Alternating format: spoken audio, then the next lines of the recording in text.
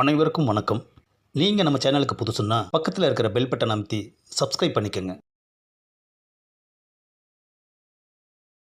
ஏண்டி, 2 பேரும் கூட்டு சேர்ந்து தான் இந்த உண்மையை என்கிட்ட மறைச்சிங்களா?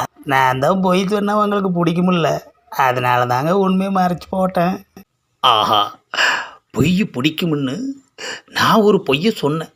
ஆனால் அதையே மனசில் வச்சுக்கிட்டு அப்பப்போ பொய் சொல்கிறாளே ஐயா. எப்படியோ உண்மை வெளியே வந்துருச்சு. அட அவசரப்படாதீங்க, என் ராயம் இன்னும் முடிக்கல. ஏண்டி, என்னமோ நீ டைலாக் எழுதி கொடுத்த மாதிரி சொல்கிற. அட பணம் இருக்குதுன்னு சொன்னவர் அதை என்ன பண்ணணும்னு சொல்ல மாட்டாராக்கும்.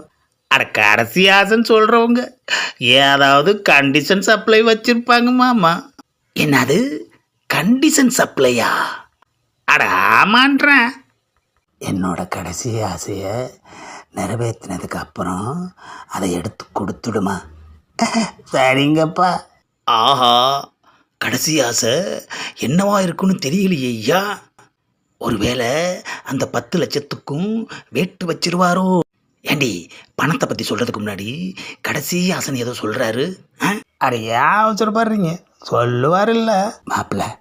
நான் செத்ததும் இந்த ஏரியாவிலேயே யாரும் செய்யாத அளவுக்கு ஆடம்பரமாக என் பாடியை சுடுகாட்டுக்கு கொண்டு போகணும். ஆஹா, வெச்சாரியா வேட்டு? அதான் 10 லட்சம் இருக்கே, கொண்டு போயிட்டா போச்சு. அது மட்டும் போதாது மாப்பிள்ள. ஆஹா, கடைசி ஆசைன்னு மனுஷன் ஒரு பட்டியலையே வச்சிருப்பாரு போல இருக்குது ஐயா. 16வது நாள் என்னோட கருமாதிக்கு தெருவில் உள்ள எல்லாரையும் கூப்பிட்டு ஏன் சார்பா நீங்கள் கறிசோறு போடணும். ஆஹா, சாவுற மனுஷன் சும்மா சாக மாட்டான் போல இருக்குது ஐயா.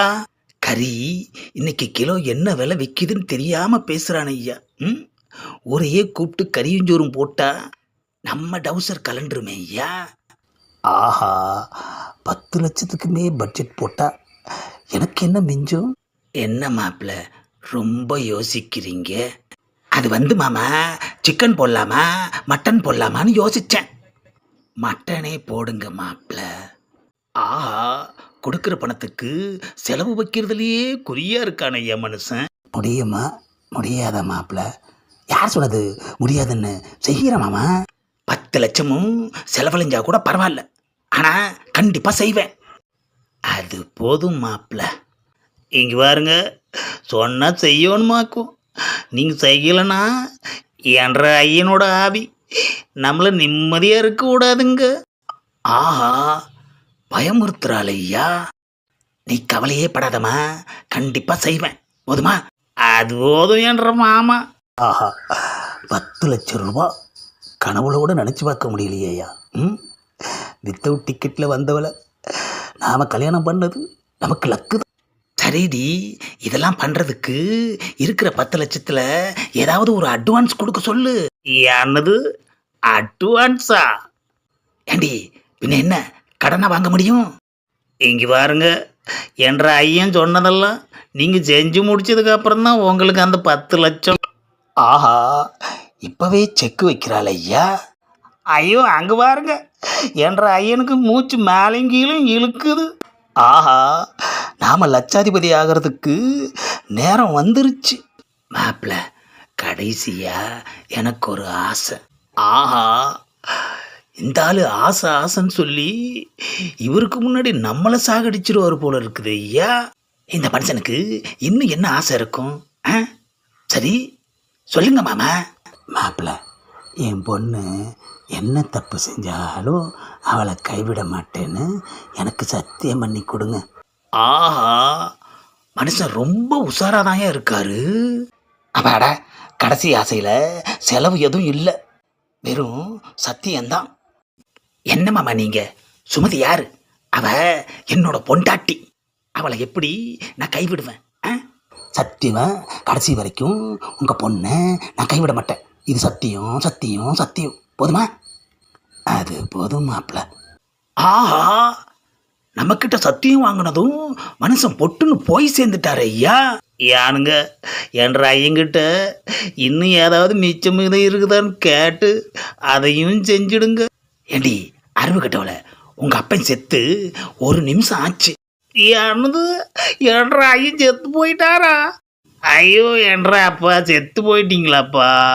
ஆஹா, இந்த சத்தியத்துக்காக தான் அந்த உசுறு இழுத்துக்கிட்டு கடந்திருக்கு போல இருக்கு. பெத்த பொண்ணுக்கிட்ட எதுவுமே சொல்லாமல் போயிட்டீங்களேப்பா, இனி எப்பப்பா சொல்லுவீங்க? நைட்டு ட்ரங்க் கால் போட்டு சொல்லுவார். போதுமா?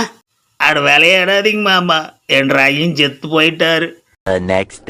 ஆஹா, கோலாகலமாக இந்த சாவை எடுக்கிறதுக்கே 30,000 ரூபாய் ஆயிடுச்சு ஐயா. ஒரே திரண்டு எப்படி வேடிக்கை பார்க்குது. ஆஹா, மனுஷன் நேற்று வரைக்கும் இருந்த இடம் தெரியல. இன்னைக்கு பாரியா, ஏரியாவையே கலக்கிட்டு அவர் பாடியை சுடுகாட்டுக்கு எடுத்துகிட்டு போகிறாங்க. எல்லாம் அந்த மாப்பிள்ளை வந்த நேரம் தான்யா. ஆஹா, என்ன பெருமையாக பேசுகிறாங்க ஐயா. வாடா, ஒரு வழியாக கறி விருந்து ஏற்பாடு பண்ணியாச்சு. என்னது இவ்வளோ பேர் வர்றாங்க? ஒருவேளை பக்கத்து ஊரில் இருந்தெல்லாம் வந்துட்டாங்களோ?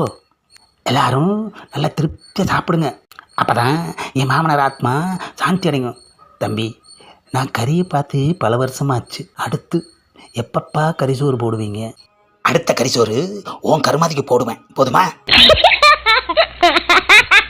இந்த பதிவை லைக் பண்ணுங்கள், ஷேர் பண்ணுங்கள், மறக்காமல் சப்ஸ்கிரைப் பண்ணுங்கள்.